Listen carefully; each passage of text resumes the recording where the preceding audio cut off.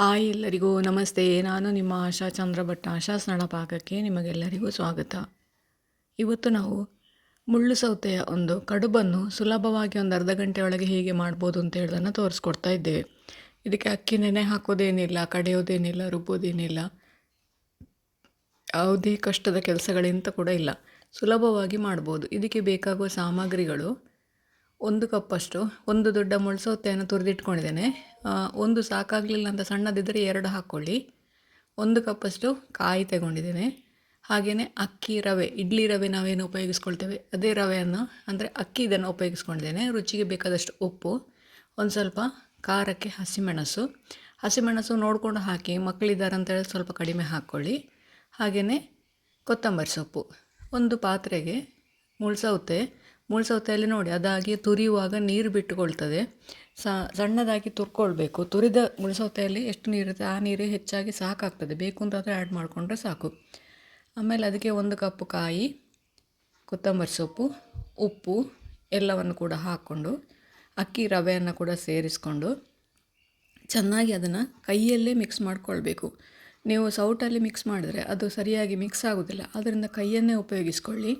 ಕೈಯ ಬಿಸಿಗೆ ಅದೊಂಚೂರು ಹುಳಿ ಕೂಡ ಬರ್ತದೆ. ಹಾಗಾಗಿ ಕೈಯಲ್ಲೇ ಮಿಕ್ಸ್ ಮಾಡಿ ಅದನ್ನು. ಅಕ್ಕಿ ರವೆ ಕರೆಕ್ಟಾಗಿ ಮುಳ್ಸೌತೆಯಲ್ಲಿರುವ ನೀರನ್ನು ಎಳೆದುಕೊಳ್ಬೇಕು. ನೀರು ಕಡಿಮೆ ಆಯಿತು ಅಂತ ನಿಮಗೆ ಅನಿಸಿದರೆ ಅಗತ್ಯ ಇರುವಷ್ಟೇ ನೀರು ಹಾಕ್ಕೊಳ್ಳಿ. ಸ್ವಲ್ಪವೇ ಸ್ಪೂನಲ್ಲಿ ಸೇರಿಸ್ಕೊಂಡು ನೀರು ಹಾಕ್ಕೊಳ್ಬೋದು. ನೋಡಿ ಅದಕ್ಕೊಂಚೂರು ಕಡಿಮೆ ಅಂತ ನನಗೆ ಅನ್ನಿಸ್ತಾ ಇದೆ. ಹಾಗಾಗಿ ಒಂದು ಸ್ವಲ್ಪ ನೀರು ಹಾಕ್ಕೊಳ್ತಾ ಇದ್ದೇನೆ.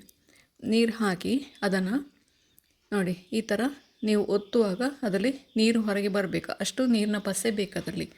ಈಗ ಇದನ್ನು ಒಂದು 10 ನಿಮಿಷ ಅದನ್ನು ಮುಚ್ಚಿ ಪಕ್ಕದಲ್ಲಿ ಇಡಬೇಕು. ನಾನೀಗ ಹಸಿಮೆಣಸು ನೋಡಿ ಆಗಲೇ ಹಾಕಲಿಲ್ಲ, ಯಾಕೆಂದರೆ ಅದು ಖಾರ ಜಾಸ್ತಿ ಬಿಟ್ಕೊಳ್ತದೆ. ಅದಕ್ಕೋಸ್ಕರ ಕೊನೆಗೆ ಅದನ್ನು ಹಾಕ್ಕೊಂಡು ಮಿಕ್ಸ್ ಮಾಡಿಕೊಳ್ಳುವ. ಈಗ ನಾವು ಅದಕ್ಕೆ ಬೇಕಾದ ಬಾಳೆಯನ್ನು ರೆಡಿ ಮಾಡಿಕೊಳ್ಳುವ.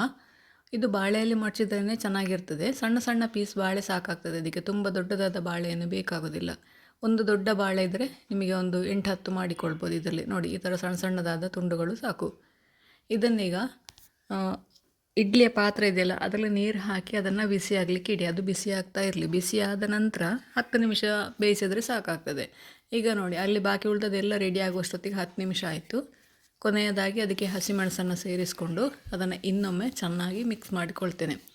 ಖಾರ ಇಷ್ಟಪಡೋರು, ಮಕ್ಕಳಿಲ್ಲ ಅಂತ ಹೇಳುವವರು ಮನೆಯಲ್ಲಿ ಇದನ್ನು ಡೈರೆಕ್ಟಾಗಿ ಹಸಿಮೆಣಸು ಫಸ್ಟಿಗೆ ಹಾಕ್ಕೊಳ್ಬೋದು. ಆವಾಗ ಒಳ್ಳೆ ಪರಿಮಳ ಮತ್ತು ಖಾರ ಎರಡು ಕೂಡ ಬಿಟ್ಕೊಳ್ತದೆ. ಅದಕ್ಕೆ ಮಕ್ಕಳಿದ್ದಾರೆ ಅಂತ ಹೇಳಿ ಆದರೆ ಹಸಿಮೆಣಸನ್ನು ಕೊನೆಯಲ್ಲಿ ಸೇರಿಸ್ಕೊಳ್ಳಿ. ಇಲ್ಲ ಖಾರ ಬೇಡ ಅಂತ ಹೇಳೋರು ಅದನ್ನು ಸ್ಕಿಪ್ ಕೂಡ ಮಾಡಿಕೊಳ್ಬೋದು.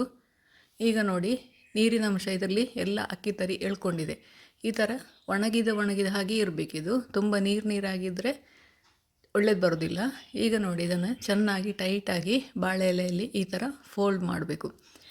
ನಿಮಗೆ ಹೇಗೆ ಫೋಲ್ಡ್ ಮಾಡಲಿಕ್ಕಾಗ್ತದೆ ಹಾಗೆ ಮಾಡಿಕೊಳ್ಳಿ. ಹೀಗೆ ಮಾಡಿದರೆ ನೀಟಾಗಿ ಬರ್ತದೆ ಅದು. ಹಾಗಾಗಿ ನಾನು ಹಾಗೆ ಮಾಡ್ಕೊಳ್ತಾ ಇದ್ದೇನೆ. 2 ಫೋಲ್ಡ್ ಇಟ್ಟರೆ ಸಹ ಸಾಕಾಗ್ತದೆ. ಈ ಥರ 4 ಫೋಲ್ಡ್ ಮಾಡಬೇಕಾದ ಅವಶ್ಯಕತೆ ಏನಿಲ್ಲ.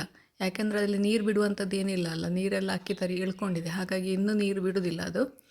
ಇದನ್ನು ಎಲ್ಲವನ್ನು ಕೂಡ ಅದೇ ಥರ ಮಡಚಿಕೊಂಡು ರೆಡಿ ಮಾಡಿ ಇಟ್ಕೊಂಡು ನೋಡಿ ಈ ಥರ ಬಿಸಿಯಾದಂತಹ ಇಡ್ಲಿ ಪಾತ್ರೆ ಒಳಗೆ ಇಟ್ಟು 10-15 ನಿಮಿಷ 10 ನಿಮಿಷ ಹಾಗೇ ಬೇಯಲಿ. ಅದು 15 ನಿಮಿಷ ಬೆಂದರೆ ಆರಾಮವಾಗಿ ಸಾಕಾಗ್ತದೆ. 15 ನಿಮಿಷದ ನಂತರ 5 ನಿಮಿಷ ಅದನ್ನು ಹಾಗೆ ತಣ್ಣಗಾಗಲಿಕ್ಕೆ ಬಿಡಿ.